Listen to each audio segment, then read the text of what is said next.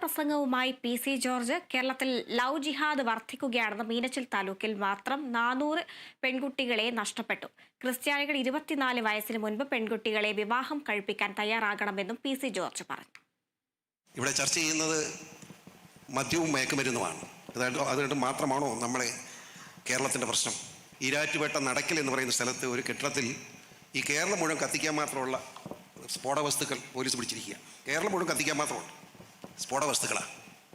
ഇന്ന് രാവിലെ വയനാട്ടിൽ 14 വയസ്സുള്ള ഒരു പെൺകുഞ്ഞും 41 വയസ്സുള്ള ഒരു തൈക്കളവനും കൂടെ ആത്മഹത്യ ചെയ്തിട്ടുണ്ട്. വയനാട്ടിൽ വനത്തിനകത്ത് നിൽക്കുക. പെൺകുട്ടിയുടെ പ്രായം 14. അപ്പോൾ ഇന്ന് പിതാവ് കൊറവങ്ങാട് പള്ളിയിൽ പ്രസംഗിച്ചു, നാർക്കോട്ടിക് ജിഹാദും ലവ് ജിഹാദും അപകടകരമാണ് മക്കളെ എന്ന് പറഞ്ഞു. എന്ത് പ്രപഞ്ചമായിരുന്നു കേരളത്തിൽ! 400ഓളം കുഞ്ഞുങ്ങളാണ് ലവ് ജിഹാദിലൂടെ നമുക്ക് നഷ്ടപ്പെട്ട. മീനച്ചിൽ താലൂക്ക് മാത്രം എത്രത്തെ തിരിച്ചു കിട്ടി? 41 തിരിച്ചു കിട്ടി. ആ സമയത്തുള്ള ചരിത്രത്തിലേക്ക് കിടക്കുന്നില്ല. ഞാനിത് അനുഭവിച്ചുകൊണ്ടിരിക്കുക. എനിക്കറിയാൻ വേദനിക്കുന്ന അനുഭവങ്ങൾ. വിവരങ്ങളുമായി പ്രസാദ് കാളിദാസൻ ചേരുന്നുണ്ട്. കാളിദാസ്, നിരന്തരമായി പി.സി. ജോർജിന്റെ ഭാഗത്തു നിന്നും ഇത്തരം വാദങ്ങൾ ഉണ്ടാകുന്നു. അദ്ദേഹത്തിന് ഒരിക്കൽ കോടതിയിൽ നിന്നും അടക്കം മറുപടി കിട്ടിയിട്ടും അദ്ദേഹം ഇത് നിർത്തുന്നില്ല എന്നാണ് മറ്റൊരു കാര്യം. ഈ പറയുന്ന കണക്കുകളിൽ എന്തെങ്കിലും സത്യാവസ്ഥയുണ്ടോ? അടുത്ത ടെലിവിഷൻ ചാനൽ ചർച്ചയ്ക്കിടെ നടത്തിയ ഒരു പരാമർശത്തെ തുടർന്ന് അതുമായി ബന്ധപ്പെട്ടുള്ള കേസിൽ ജാമ്യം ലഭിച്ചതിന് ദിവസങ്ങൾ പിന്നിടുമ്പോഴാണ് ഇത്തരത്തിലൊരു പരാമർശവുമായി, വിവാദ പരാമർശവുമായി പി.സി. ജോർജ് വീണ്ടും മാധ്യമങ്ങളിൽ നിറയുന്നത് എന്നുള്ളതാണ് ഏറ്റവും പ്രധാനം.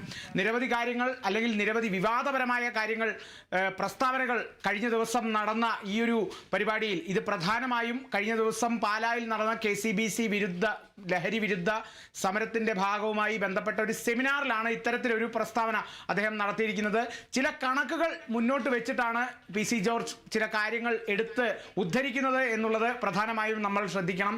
അതിൽ പറയുന്ന കണക്കുകൾ നോക്കുകയാണെങ്കിൽ മീനച്ചിൽ താലൂക്കിൽ മാത്രം 400 പെൺകുട്ടികളെ ലവ് ജിഹാദിൻ്റെ പേരിൽ കാണാതായിട്ടുണ്ട്. അതിൽ 41 പെൺകുട്ടികളെ മാത്രമേ നമുക്ക് തിരിച്ചു കിട്ടിയിട്ടുള്ളൂ. സമീപ പഞ്ചായത്തുകളുടെ കാര്യങ്ങളിലേക്ക് താൻ കടക്കുന്നില്ല എന്നുള്ള തരത്തിലൊരു പ്രസ്താവന നമ്മൾ അല്പസമയം മുൻപ് അദ്ദേഹം പറഞ്ഞിരുന്ന ആ വാക്കുകളിൽ നിന്ന് തന്നെ നമ്മൾ കേട്ടു.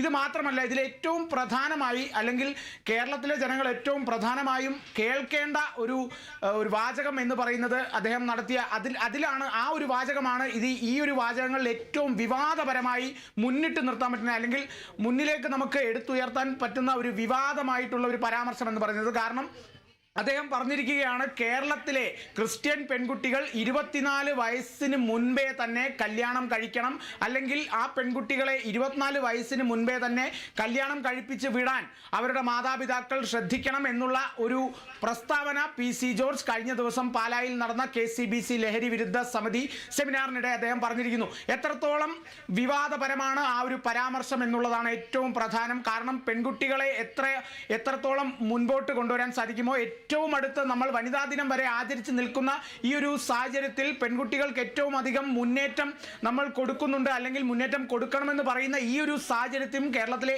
ഈ ഒരു സാഹചര്യത്തിലും ഇത്തരത്തിലൊരു പ്രസ്താവനയുമായി പി.സി. ജോർജ് വന്നു എന്നുള്ളതാണ് ഏറ്റവും ശ്രദ്ധേയകരം. ഇനി എന്താണ് ഈ ഒരു വിവാദ പ്രസ്താവനയെ തുടർന്ന് എന്തൊക്കെയാണ് ഇനി നടക്കാനിരിക്കുന്നത് രാഷ്ട്രീയ കേരളത്തിൽ എന്നുള്ളത് നമുക്ക് നോക്കിക്കാണേണ്ടതുണ്ട്. എന്തായാലും നിലവിൽ ജാമ്യം ലഭിച്ചു നിൽക്കുന്ന ഈ ഒരു സാഹചര്യത്തിലാണ് ഇത്തരത്തിലൊരു പ്രസ്താവന വീണ്ടും ഉയർത്തിയിരിക്കുന്നത് എന്നുള്ളതാണ് ഏറ്റവും പ്രധാനം. ഇതിൽ മാത്രമല്ല, മുൻപും കോടതിയടക്കം ഈരാറ്റുപേട്ട കോടതിയാണ് മുൻപത്തെ ടെലിവിഷൻ ചാനൽ ചർച്ചയ്ക്കിടെ നടത്തിയ പരാമർശത്തിൽ പി.സി. ജോർജിന് ജാമ്യം നൽകിയത്. ആരോഗ്യ പ്രശ്നങ്ങളെ തുടർന്നായിരുന്നു ജാമ്യം. 14 ദിവസത്തെ റിമാൻഡ് എല്ലാം ഈരാറ്റുപേട്ട കോടതി നൽകിയിരുന്നു. പിന്നീട് അദ്ദേഹത്തെ ആശുപത്രിയിൽ പ്രവേശിപ്പിക്കുകയായിരുന്നു. എന്തായാലും ജയിലിലേക്ക് പോകാതെ തന്നെ പെട്ടെന്ന് തന്നെ ജാമ്യം ലഭിച്ച് അദ്ദേഹം പുറത്തിറങ്ങുന്ന ഒരു സാഹചര്യം കൂടി ഉണ്ടായിരുന്നു. ഇനി ഇത്തരത്തിൽ പ്രസ്താവനകൾ നടത്തിയാൽ, ഇത്തരത്തിലുള്ള വിവാദ പരാമർശങ്ങൾ നടത്തിയാൽ ജയിൽ തന്നെയാകും വിധി എന്നുള്ള തരത്തിലെല്ലാം കോടതി പരോക്ഷ വിമർശനം നടത്തിയ സാഹചര്യങ്ങളും കൂടിയുണ്ട്. എന്നാൽ അതൊന്നും കണക്കിലെടുക്കാതെയാണ് വീണ്ടും പി.സി. ജോർജ് ഒരു വിവാദ പരാമർശവുമായി വീണ്ടും രംഗത്തെത്തിയിരിക്കുന്നത്. ഹരിത. ശരി, കാളിദാസാണ് വിശദാംശങ്ങൾ നൽകിയത്.